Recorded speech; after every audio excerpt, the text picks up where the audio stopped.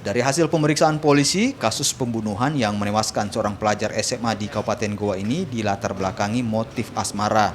Tersangka utama cemburu setelah mengetahui istrinya sering dihubungi oleh korban melalui sosial media WhatsApp. Tersangka lalu menghubungi 8 orang rekannya dan menganiaya korban menggunakan senjata tajam hingga akhirnya meninggal. Selain itu, polisi juga menyita 1 unit sepeda motor milik korban, telepon genggam, pakaian korban, dan sebilah badik, serta 1 unit mobil pickup yang digunakan para pelaku. Kini polisi masih mengejar 1 orang tersangka lainnya. Para tersangka ini terancam hukuman maksimal 15 tahun penjara. Terhadap korban sehingga dengan adanya ketahuan suaminya melakukan cedera dan tersangka Farid cemburu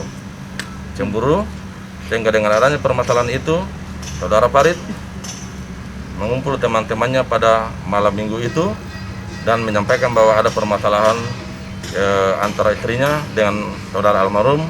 Dalam hal ini setelah diwawancari pada saat itu dan mengatakan bahwa permasalahan atau motifnya adalah ciri napace. Dalam hal ini ciri napace arti persoalan keluarga dan memalukan bagi dirinya. Pada saat itu saya dapat korban memeluk istri saya. Terus badi yang kau gunakan milik siapa? Milik saya sendiri. Dan berarti pada saat itu, pada malam itu kamu sudah persiapan memang bawa badi ke tempat kejadian untuk melakukan apabila korban melakukan perlawanan, kau akan melakukan penikaman. Tapi ternyata malam itu kan tidak melakukan perlawanan, langsung kau menikah korban